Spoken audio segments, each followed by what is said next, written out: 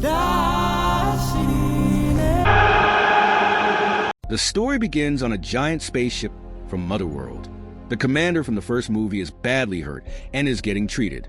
He is floating in a thick liquid, like being inside a cocoon. Scientists pour special chemicals on him to heal his deep wounds and scars.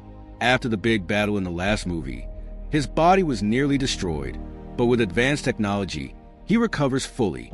Once he is healed, he orders the ship to head toward the planet Velt. Meanwhile, on Velt, the warriors who defeated the commander finally return home. This planet is where Gunnar belongs. 2 years ago, Kora arrived here, carrying sad memories. But over time, she found peace with kind-hearted people. The villagers welcomed the warriors happily, thanking them for their bravery.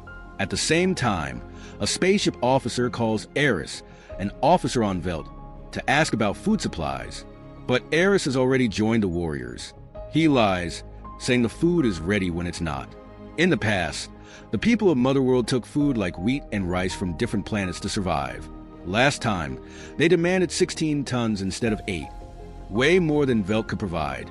The villagers barely had enough for themselves. Now, with warriors on their side, they make a big decision. When the enemy comes in 5 days, they will not give up their food. If there is a fight, they will stand strong. To prepare, they move all the food to one place. It will be their defense and weapon. If talks fail, they may have to give some food, but they won't be left with nothing. Titus takes charge of the plan. The first 3 days will be for gathering, drying, and storing food.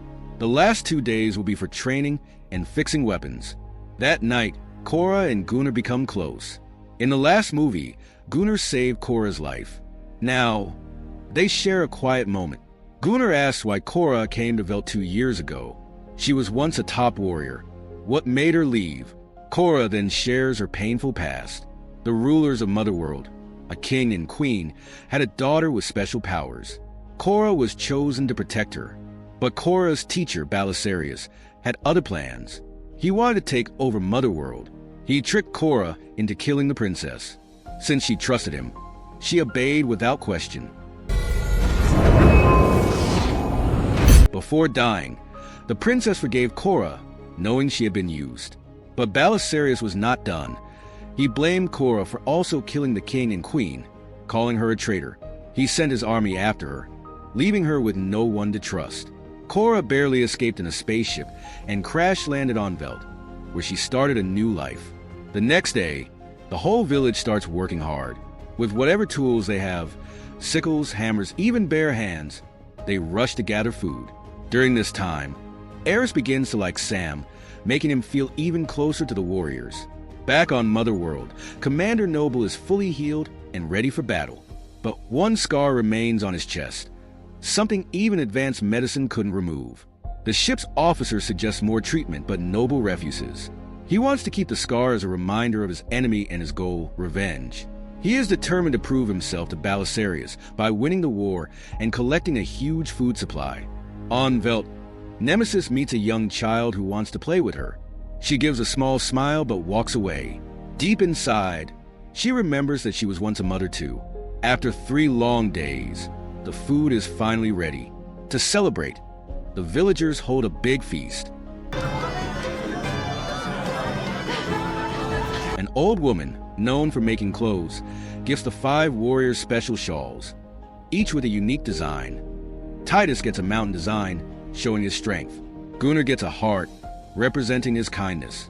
Nemesis gets a lightning symbol for her fast and fierce attacks. Tarak gets an eagle for his sharp mind and strategy. Dev gets a sun, showing his warmth and positivity. Kora gets a wolf design, symbolizing her loyalty and protection of her new family. The warriors, who have spent their lives fighting, feel touched by this kindness. Titus starts singing a soldier's song, filling the night with emotions. Watching from a distance, their robot friend, Jimmy, quietly observes. He was made for battle, but Motherworld later changes programming, making him do simple tasks instead. But now, seeing the strength and unity of the villagers, something inside him starts to awaken. The next morning, real training begins. The warriors sharpen their skills, practice with weapons, and prepare for battle. While exploring, Kora finds a spaceship she crashed in 2 years ago. Though it is damaged, the villagers come together to fix it, hoping to use it in the fight. As the days pass, the people of Velt get ready for the biggest battle of their lives. To keep the spaceship hidden from Motherworld's forces, Kora cleverly hides it behind a waterfall.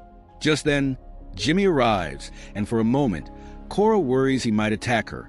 But instead, he warns her that fighting Motherworld is impossible because their army is too powerful. Kora refuses to give up. She tells him that even a small fist can land a powerful punch. That night, the group gathers to share their pasts. General Titus goes first. 10 years ago, he led an army for Motherworld, but failed an important mission. As punishment, Commander Noble spared him, but killed all his soldiers. Since then, Titus has wanted revenge. Dev shares her story. She lived on a peaceful farming planet, but Motherworld invaded for food.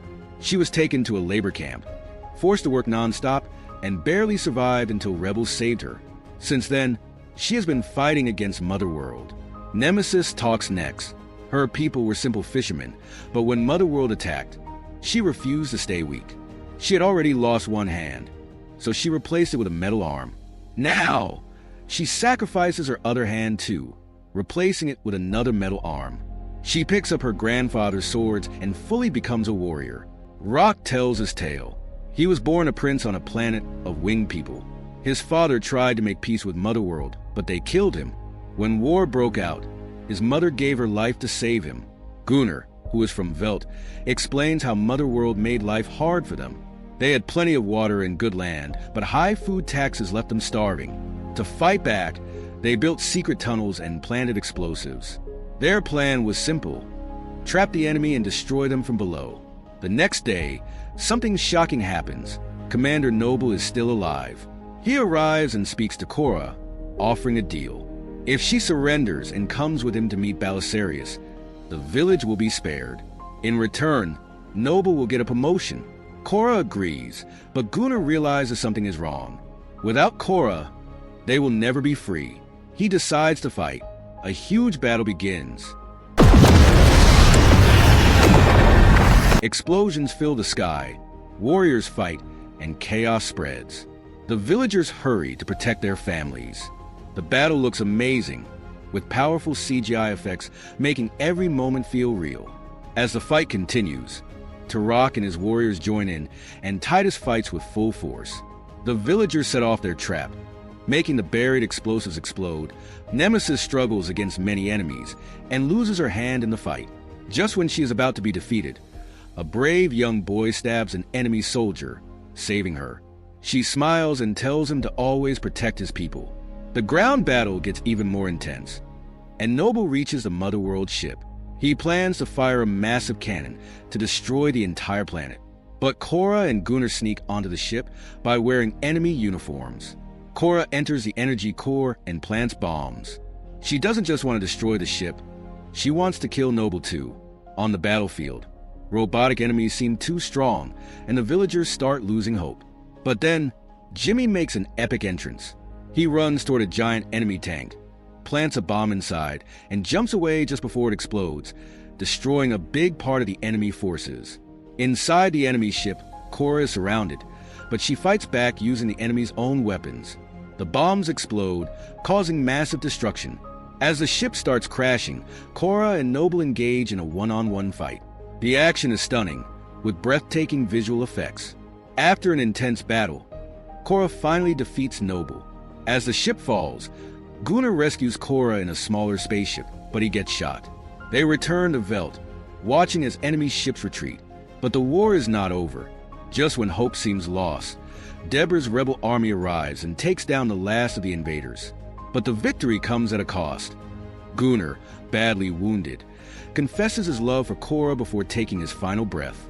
In the end, the survivors come together to honor the fallen. But they know this was just the beginning. If they destroyed one ship, Belisarius would soon send more, this time leading the battle himself. A new war is coming, and they must be ready. Thanks for watching. If you enjoyed this video, don't forget to like, subscribe, and hit the bell icon so you never miss an update.